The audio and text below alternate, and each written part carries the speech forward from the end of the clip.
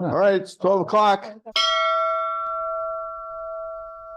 Have everybody stand, please.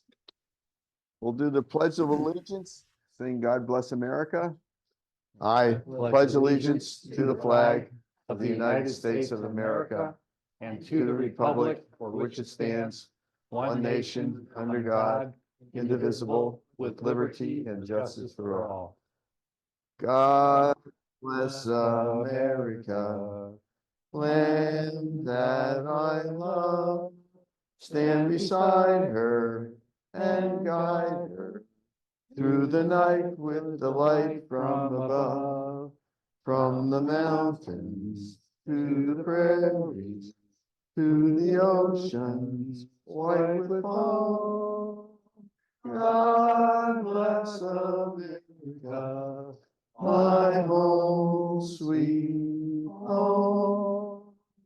God bless America, my home sweet home. And Barb, you have some inspiration for us today? Short words of inspiration here. From Walt Disney, all our dreams can come true if we have the courage to pursue them. And from Martin Luther King, be the best of whatever you are. And just one more quick one here. So many things are possible, just as long as you don't know they're impossible. So it's all a point of perspective. All right.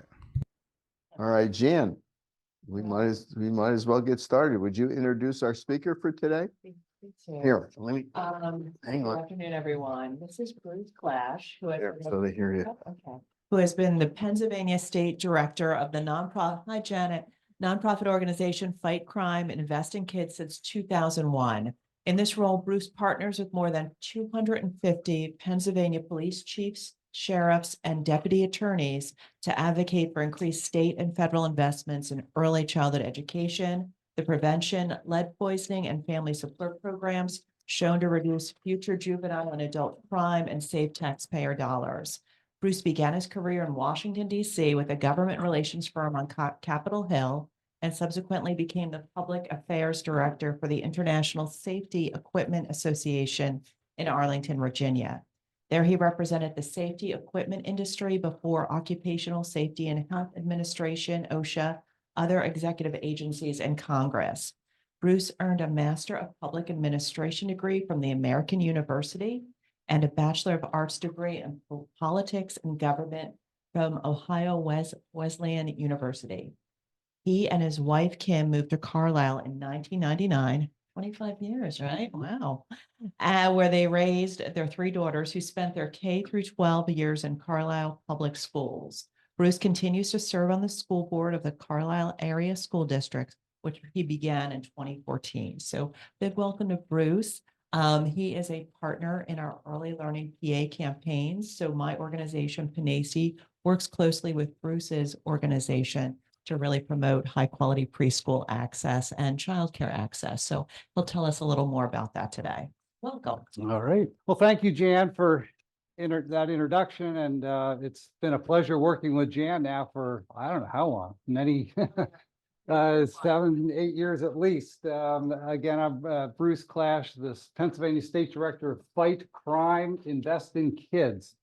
And as Jan said, we have about 240 Pennsylvania police chiefs, sheriffs, and district attorneys all throughout Pennsylvania who I partner with to advocate for increased investments in the prenatal to 5 years, when we know we can stem many of the root causes of crime in the first place. And I understand there's a few former chiefs and law enforcement officials in the room, and I'm always happy to, it's your experiences of being on the front line in the fight against crime that tells you that, you know, we can't just arrest and imprison our way out of the crime problem, that otherwise we're just fighting crime with one hand tied behind our back if we're not also addressing the factors and causes that cause young people to head down paths of delinquency and crime in the first place. So by getting kids ready to enter school with a high quality pre-K, so that they're ready to learn, to compete and grow with their peers, So we have parents who are up to the task and fully understand child development and what children need to thrive and grow and not be abused and neglected that contributes to future crime, and as well as high quality childcare and nurturing young environments that we know is so challenging for so many parents that are struggling to make ends meet, that are working multiple jobs, who perhaps were poorly parented themselves, that don't have those skills to pass on to their children. And so we all, as a society, pay the price for that when children don't have the love and nurturing and resources and education that we need them to. We all pay the price in terms of later delinquency, of course, and crime and criminal justice costs, incarceration, but also victimhood, of course, whether it's violent crime or petty crime, it doesn't matter, victims, and then drug dependency, drug use, and then just being less productive, and in not being on a path of solid income earning and tax paying citizens, and the drain that some individuals unfortunately are on society. So we're really trying, as law enforcement leaders, see when they go into homes and dealing with children, what chance do some of these children have really to rise above their circumstances? And fortunately, many do, and most do, but too many don't. And that's why we have almost 50,000 incarcerated prisoners in Pennsylvania. We're spending almost $3 billion a year on the correction system, the third largest line item in the state budget after human resources and education. So that leads us to a quick overview that I'll leave you with about the state budget and early childhood education. Fight Crime, Invest in Kids is a founding partner in Early Learning PA, which again is the umbrella organization of statewide coalition of organizations. And then under that are campaigns of specific issue. The Pre-K for PA campaign just hit 10 years old now. To my knowledge, in the Capitol, it's the longest sustained single issue advocacy campaign in Harrisburg, in the state, with tremendous success from 2000. Well, I'll go back to when I first started 23 years ago. Pennsylvania was one of only 9 states that did not invest any of its own money in early childhood education back in 2001. And then through different coalition partners, the different ruminations over the years, finally, we collectively got established the Pre-K Counts program, the state Pre-K Counts program in 2007.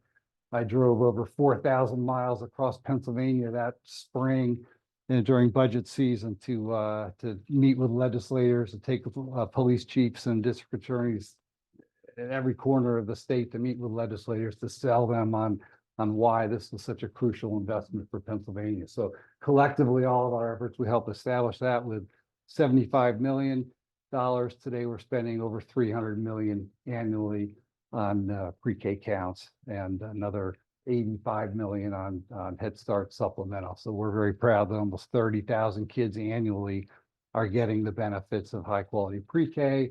But as you know, there's still at least 87,000 children eligible, 3 and 4 year olds, who do not have a space. There aren't the slots for them. So let me just talk you through the budget real quick. I'm not going to dive into all this. You've got it here written if you'd like it, and certainly available for questions and follow-up. But as you know, Governor Josh Shapiro just introduced his budget a little over a month ago, early February.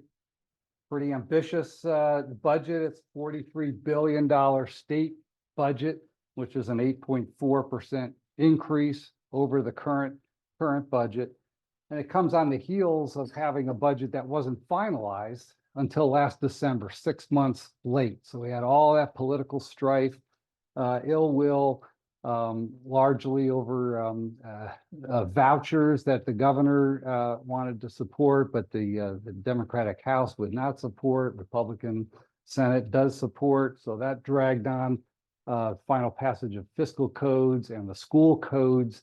That wasn't resolved until to free up the last of the spending until December. So we're barely 6 weeks into having a budget when we're already introducing the next one. The broad themes, as I'm sure you're aware, the governor's really touting economic development, has a new commission proposed for economic development. K-12, he's taking a huge swing at K-12 with over $1.1 billion in basic education funding, and then a whole bunch of other facility improvement grants, public mental health grants, and others, and then mass transit and higher education, looking to restructure the entire higher education system. And so what the sticking point is, he's proposing to use $3 billion from reserves. Pennsylvania's sitting on over $10 billion in reserves, accumulated basically from increased leftover federal COVID stimulus spending and deliberate savings on the part of legislators. So we're sitting on very significant reserves. And the governor wants to quickly take a big bite at that. And that is causing a lot of consternation, especially from the Republican side in the Senate, that's saying, well, this is not sustainable. You're going to spend all this now. How we, the economic picture is not that great that we're showing that much more revenues in the coming years. How are we going to sustain these big swings? Yeah, some of these are important priorities, but how are we going to sustain it? So Pennsylvania, you've probably heard a million times, is that we're the only divided legislature in the country. We have a Republican Senate, a Democratic House, and a Democratic governor. It's really amazing in this times of polarity that state houses are pretty uniform. So we've got the luxury is not a good word, but we still have a healthy play of ideas and dynamics in the state legislature. For pre-K, the governor basically recycled what he offered last year. I mean, we really, to be honest, a little disappointed. He did recognize the necessity of a rate increase per child for pre-K counts. The whole system, and I'll say this over and over, the whole early childhood system, and you know this from any number of different perspectives, is in a real state of crisis, and particularly from a staffing standpoint, where the average wage of the child care sector is $12.43 an hour. A preschool teacher in the pre-K count system is making about half of what a kindergarten teacher can make in the public schools on average. And so when you've got any number of unskilled positions available in today's workforce at Amazon or Sheets or anywhere else that offers opportunities, Target for $18, $20, $22 an hour, for $12.43 to have that incredible responsibility of caring and nurturing for children, changing diapers, cleaning up body fluids, and being responsible for the livelihood of a child all day long. And you got to take care of a family yourself, perhaps. They cannot compete except for the passion that child care workers bring to the field. And when you go into a child care center and talk to the workers and how they know that they're just, they're making, and almost half are eligible for public benefits themselves because their wages are so low. Most don't get health care, any kind of benefit, retirement benefit. They're in it because they love kids, they care for kids, they perhaps have a spouse that has a family sustaining job that they're able to do this on the side. But if you're a single mom with a kid or more, trying to be a child care worker or teacher or educator, they're all educators, it's not competitive. And that's why there's this tremendous shortage of teachers, both in pre-K and in childcare. And so that's, and I'll get to to the shortcomings of this in a minute. But so the governor, I said, recycle this pre-K counts proposal. 30 million would increase rates that would help boost up the pre-K teacher salaries, and a little bit for Head Start, although not proportionately, only 400 per student for Head Start, 1,000 per student for pre-K counts. And so this follows again on the heels of basically level funding in the current budget for pre-K counts and Head Start. So all we'd be seeing with this proposal is just a little bit of a rate increase, no additional slots, no additional children served in this budget. So we're just trying to figure out, we had asked for more slots, but like I said, that was not forthcoming in this budget. It was clear that the governor just took the budget pages from last year, copied and pasted and stuck them into this year's budget. So we've got a lot of work to do to make sure that we get at least these rate increases that can increase the resources for programs to pay teachers a little bit more, to try to narrow that gap between and attract more teachers to pre-K count. In home visiting, some of you may be familiar with evidence-based home visiting programs like Nurse Family Partnership and Parents as Teachers and Early Head Start that actually work side by side in the homes with parents voluntarily to help them raise happy, healthy, and well-prepared kids for school from birth age to 5. We took a big swing at this 2 budget cycles ago. The last Wolf budget provided significant additional resources to serve more parents with this home coaching programs, but they were level funded last year, and unfortunately, despite our ask, the governor has only level funded them again in this budget. And so we had asked for almost 8 million more. So the problem is that the state is using federal money, expiring federal money to fund home visiting programs that goes away next year. And then there's a congressional technicality called sequestration, which pulls back a small percentage of funding that's already been appropriated. That applies to this program too. So we're looking at almost $6 million that's going to disappear from this program without any new additional resources. So we were simply trying to get the administration to backfill these disappearing dollars with state money. This proposal fell short of that, of doing that. So we're really looking to continue to educate legislators and the governor about the impact of that pullback could be, but also the benefits of the program. When you reduce child abuse and neglect, we've tracked families for 30 years that have had some of these programs. We know they cut abuse and neglect. We know that they cut future crime. We know that they increase family self-sufficiency. They're documented with the classic teach a family to fish versus handing them a fish. That's what these programs do. And so it's short-sighted not to continue and even to ramp up. We're only serving 7% of eligible families with these types of programs. So we need to continue to incrementally chip away, not let them slide by lapse of funding. So childcare is another area that this is where the deepest concern is. I've already mentioned the $12.43 an hour.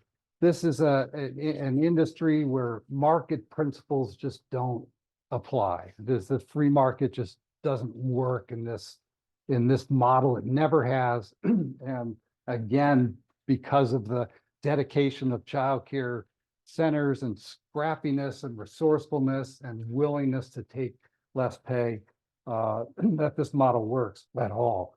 But there's a huge gap between what state subsidy pays per child and what it actually costs to provide the service.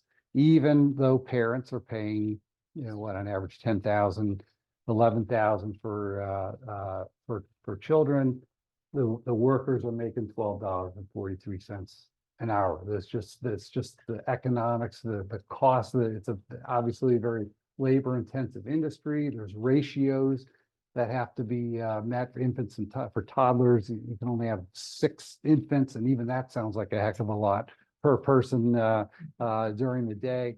And then there's all kinds of educational standards and facility standards that have to be met for safety reasons, and playgrounds and space and types of playing equipment and so forth. So it's not a cheap model to provide to do it right, but we're talking about human capital. We're talking about the development and growth of human beings. So we've got to find a better way to fund this. But in the meantime, the governor is, in his proposal, has taken a swing at trying to raise the subsidy rates to, and I don't want to get all bogged down in percentile. They do a market rate survey every 3 years of what the average rate being charged families is. And the federal government says, well, then state subsidy should pay 75% of what that market rate says. For years, we only paid 40% of that in Pennsylvania. It was up to 65 during the pandemic. The governor is proposing to take it to the 75th percentile and has included resources to do that, and a way of leveraging significant federal resources to make that recurring on the federal level. And then the legislature, when they passed the budget last December, also upped the child care and dependent tax credit that parents can claim on their taxes to get a tax credit money back on their to offset some of their child care costs. But what we have to understand is that this is a two-part crisis. First of all, you have the demand side, the parents, of what they can afford to pay and the demand for childcare. But the biggest problem right now is the supply side, not having enough childcare workers to supply all of the need parents who want to leave their kids, who are working, that have to leave their kids somewhere safe and nurturing.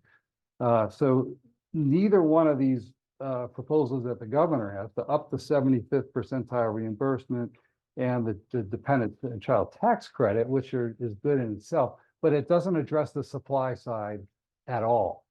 And so there are many other states that are not only upping their reimbursement of the percentile, but that are also actively doing wage and retention and attraction to attract workers to the field by boosting directly the wages, either through stipends, through benefits packages, through other compensation, retention bonuses, other ways to attract and retain workers. That other states are doing this, that Pennsylvania is not, and we had asked the governor and the Shapiro administration to specifically do this.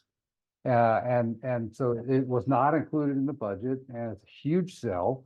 Problem is, it's a $284 million price tag just to get bachelor's trained teachers up to about $19 an hour. I mean, that's where we are with a lot of these teachers. You know, they have to have bachelor's degrees to teach the program by standards, by what research shows we need to properly educate and nurture children in this age range. So it's a huge price tag. Governor and the legislature, frankly, have had their head in the sand on this for many years, and we're just going to keep trying and show that this workforce, the child care workforce, is the workforce behind the workforce. And if parents don't have a safe place to put their kids during the day, while they're working, if they're not able to take promotions because it would mean they have to be away or travel, if they're getting demoted because they are late because their kids were sick and there wasn't a place to go, if they're not getting other opportunities, not making more money, all of that has a $6.65 billion impact on the state economy. It's literally just the cost of having inadequate childcare in this state. All of the past opportunities, people staying home because they don't have, and sometimes that's, of course, a laudable choice, and we all want to support families that have a parent and want to stay home, but that's just not realistic sometimes, many times.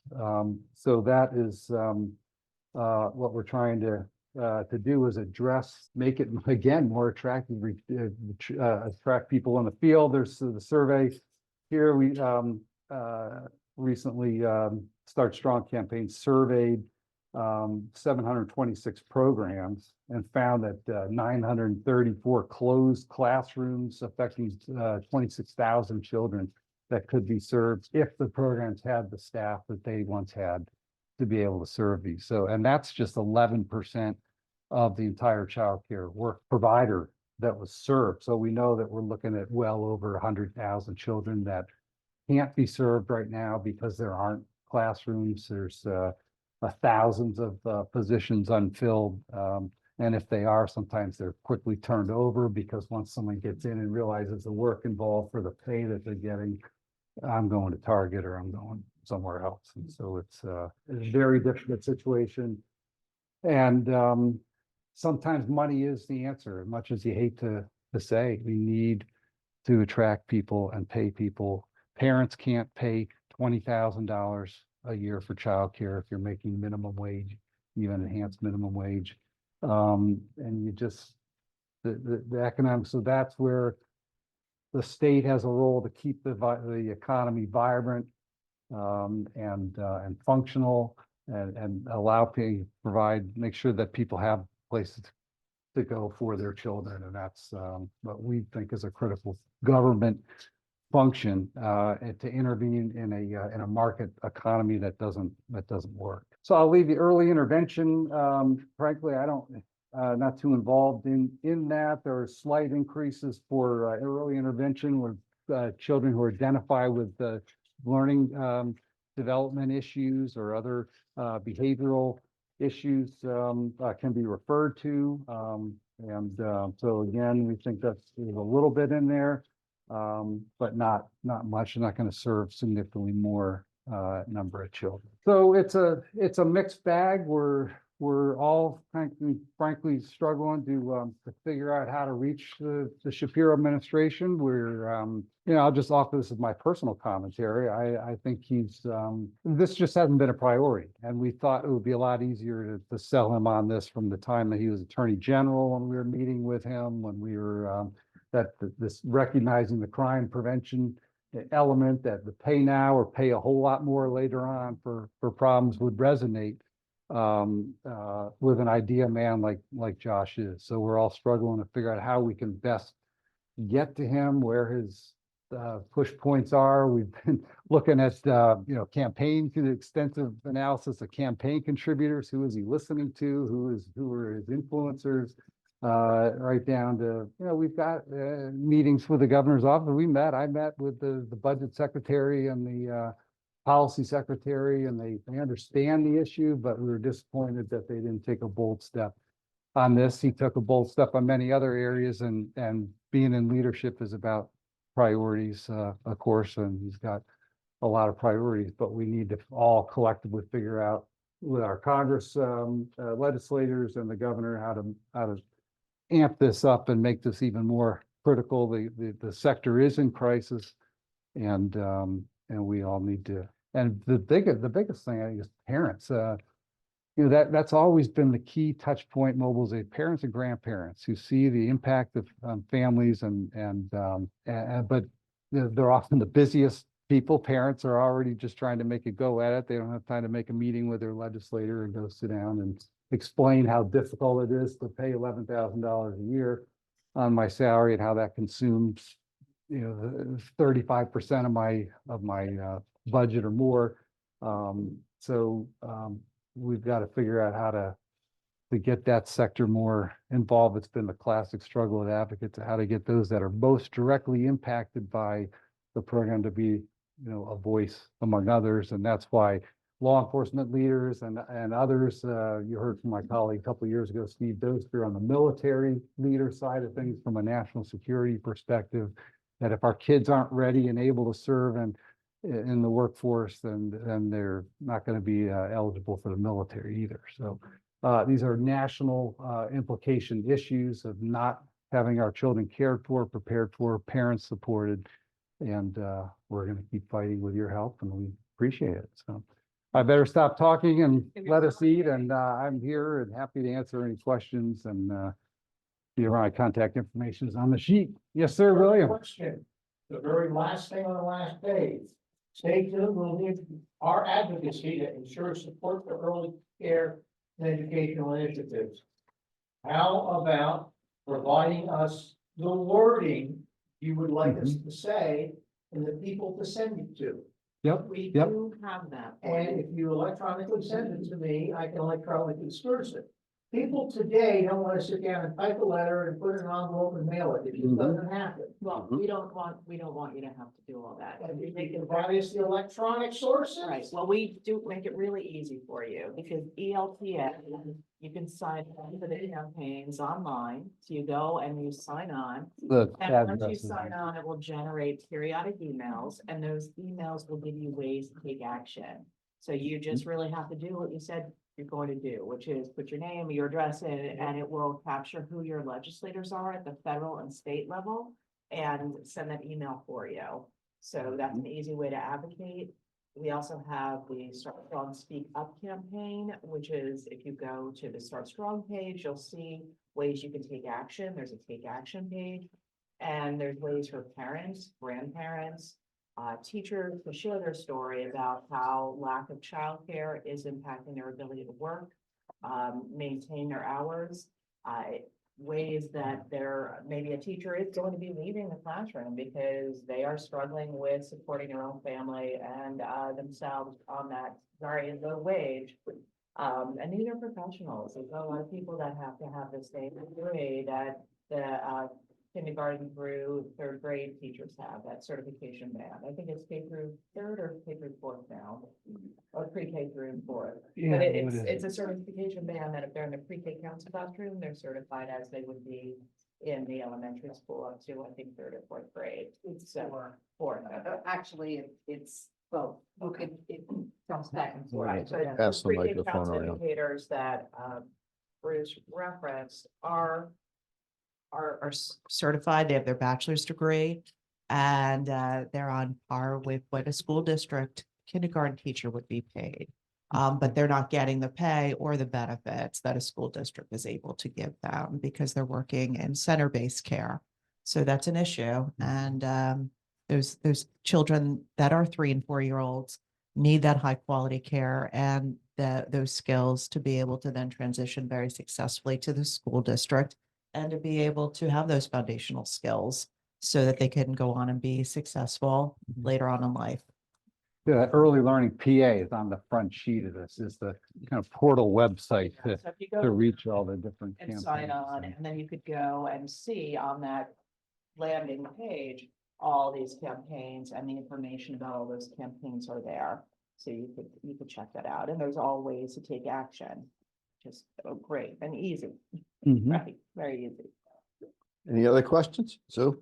Well, I was just gonna say, this is good to have, so we have this all in one place and we can support it how we need to, but this is such a definite crisis with not getting the teachers and things like that. So this is something we should really push. Sorry, I have a question if I may. So, am I hearing you correctly? That's you, I think you said 7% of the families that qualify for this additional assistance, only 7% of them are getting that. That was in reference to the evidence-based home visiting programs, the nurse family partnership and parents as teachers, the home-based parent coaching programs. So only 7% of low-income families, 200% are under poverty, in Northampton County are actually able to enroll in a service. Defunded, I think you said there was like a stipulation that maybe some of it could be held on to, but that for the most part that money's starting to dwindle. So it's going to be less than 7% soon. If we don't get additional state money to backfill the federal money that is going away that we've had for several years, that's the problem with grants. You get when you have to use it for providing money to services, but then you just pull back either at from the Fed, you have to backfill it, or you can't use it in the first place, which doesn't make sense. But when it goes away, you have to backfill it with recurring money, which is the position that we're in. So a follow-up, if I may, let's say an organization like Kiwanis specifically wanted to raise money for that 7% to grow, specifically for the home care, as an example. Would Kiwanis be able to say that if they raised X amount of dollars, that that's where they wanted the money to go, or we would only be able to of filters before that money ends up going to where we would want it to go? Yeah, each of these programs are pretty resourceful, pretty scrappy, and so they put together, most of them are funded combination of federal money, combination of state money, combination of local dollars, grants, healthcare systems fund them. So, and I'm sure there's private checks. It's reaching out to the individual programs themselves to see, what they could most use, and none of them would turn away dollars that would help, whether it be providing material for home visits or nurses or training or whatever. But I'm happy to get the addresses and contact. Well, here and especially you had said, that recurring funding. I mean, having the money one time is cool, but not having that recurring income, you're not going to be able to continue to pay those individuals to continue to do that in-home work, for example. Right. So yeah, we would want something that is like a recurring amount that we can, or that could be donated. That would be like the ultimate success, is recurring monthly income to go towards those individuals, right? That would be ultimate, but nothing to say that every organization has one-time needs too. That can holes can be plugged from year to year, and it's always an effort to just raise your budget and make all the pieces fit together. But so I think these organizations benefit from resources, whether they're recurring or not. Okay, I have one more question for you. Sure. This one might seem silly, but I mean it with all my heart. Do you know how many millionaires there are in Pennsylvania? Not off the top of my head. Certainly me either, but that number exists, and that's a calculable number, right? Especially at the federal level, you're able to know exactly how many millionaires there are in PA. I don't know about calling them all one at a time and asking for the funding, but you said obviously the money, it's about money, and the more it comes from the top, the bigger chunk you get. I'll start calling some millionaires if you give me some phone numbers. Yeah, there's a lot of people that would like to have that list. Sure, but Keep up the good work, my friend. I think back to what you said the workforce behind the workforce. I think for years, we've been struggling with this. I've been in this business for 40 some years. So this is not new, but it's a crisis that comes up. It's a cyclical thing. But what we haven't tapped, and this goes back to what Carlos just said in regards to measuring how many people have a lot of money. Well, corporations have a lot of money too. And businesses have a lot of money. And the workforce behind the workforce. Well, if we have a workforce out there that needs to keep going, then that business sector needs to consider what they're contributing to this. We go to the legislators and we want government to help pay for this. I have no problem with that. I've been an advocate for all of these years, but we're not going to the only source out there. So if you want a workforce that works for you and you need to have them there, then think about how you're going to invest. Yeah, we've do partner very strongly with the chambers of commerce throughout Pennsylvania. My colleague Steve, I know Panacea, and others have direct outreach too. So they are finally really, the alarm bells have gone off in the business sector for a number of years now. They've been loath as business leaders to push for a government funded wage answer, and have been more focused on the demand side, the tax credit. Now, that's an easy thing to pass to help parents pay for it. But again, like I said, that doesn't do anything to lift the supply side to make it attractive and able for people to work in the field. So the business. Over here, ask the government to Yeah. pay for taxes, and over here you have the worker. So who's Yeah. paying for this? Yep. If you're paying Yep. taxes over here and you're asking the government over here to pay for it, all you're doing is just taking this and putting it back over here to put it back over here. We're not We're not doing anything extraordinary. Yeah. With this.